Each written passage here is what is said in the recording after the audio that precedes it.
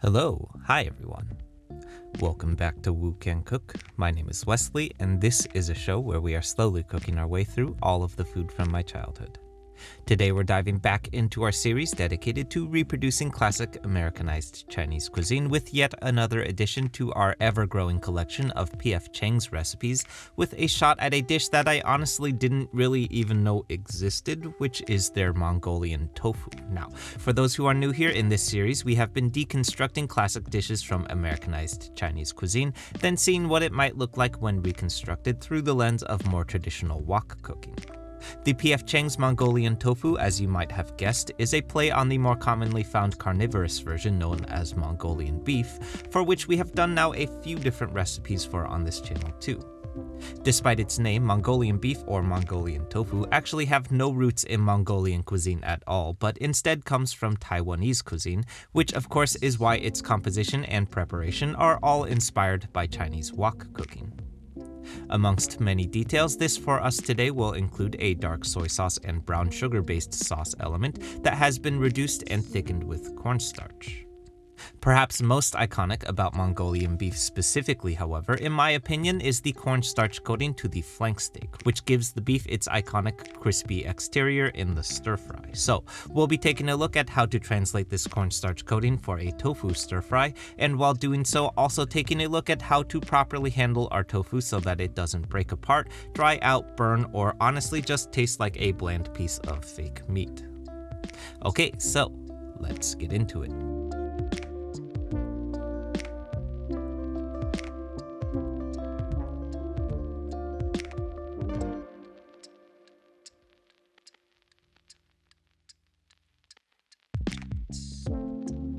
Okay, so kicking things off here first, I'm starting off with some aromatics for our stir fry today. This is going to be 4 cloves of crushed and minced garlic to start, followed by 1 inch or about 1 tablespoon of fine minced ginger, and the whites of about 5 green onions sliced thinly, all set aside for our wok fry later on.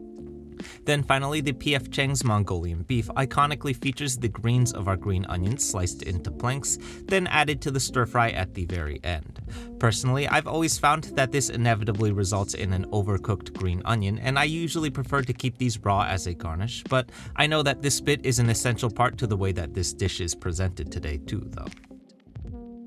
Next up, moving right along to our tofu, I've got a single pound or 1 block of firm tofu here that I'm slicing into cubes. Then we're taking a number of steps here to preserve the texture of our tofu today.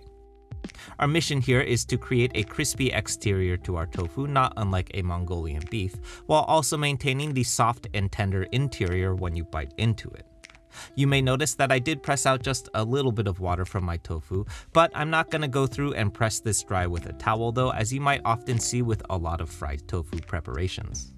Our goal here is to keep as much of this water in the tofu as we possibly can, because the liquid inside of it is what will keep it soft and tender. The line, of course, that we're walking here is that if there's too much moisture on the exterior, we're going to have a lot of trouble and splattering when we move on to fry it next. So, to help address this exterior moisture, we're starting off with a quick marinade to our tofu of 2 tablespoons of soy sauce and a single tablespoon of sesame oil. The latter addition of extra fats should help us lock in moisture to our tofu here. Then next, this is a single tablespoon of cornstarch that we're mixing to combine very gently, being as careful as we can to not break apart our tofu. As you can see here, I was, moderately successful on this front. We're doing a double breading today, so I'm setting this aside to marinate for 10 minutes, then setting up a quick cornstarch dredge here so that we may also individually coat each piece of tofu in cornstarch as well. Hypothetically, now we should have a relatively dried exterior to our tofu, which will be great for frying, while also maintaining a nice moist interior too, which will keep the tofu nice and tender.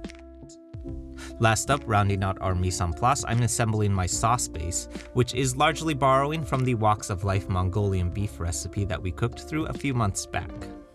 This is 4 tablespoons or a quarter cup of soy sauce here to start, followed by a single teaspoon of dark soy sauce, a single tablespoon of rice vinegar for some brightness, and finally 4 tablespoons or a quarter cup of brown sugar for our sweet elements. Finally, last up, I'm rounding this all out with 3/4 cup of warm water to aid in our reduction later on. Then I'm mixing this all to combine and we're heading over to the stove. Over on the stove, I have my wok heating up over medium heat today, then we're shallow frying our tofu to achieve maximum crispiness.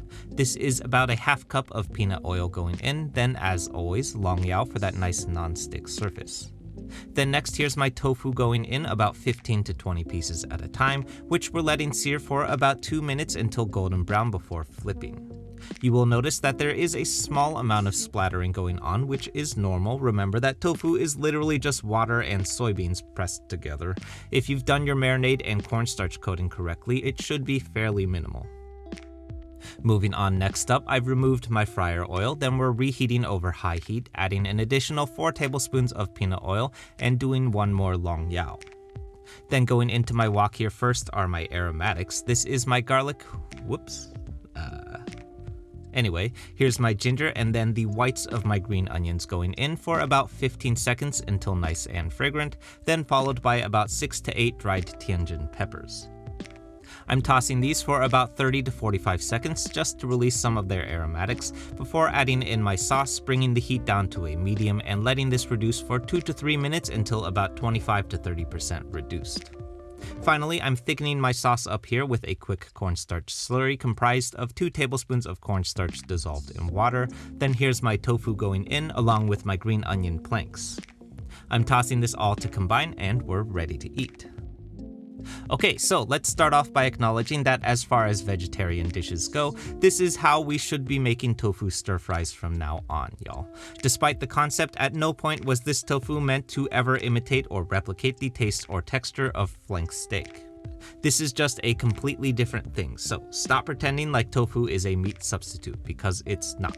Okay, so now that that's out of the way, the texture of our tofu is just exactly what I was aiming to create here today, which is not at all a meaty texture. On its exterior, we have a crisp and crunchy piece of tofu with absolutely excellent sauce cohesion thanks to our cornstarch coating and shallow fry. Then to add to this, the bite of our tofu is somehow also soft and tender thanks to all of that moisture that we trapped inside with our marinade.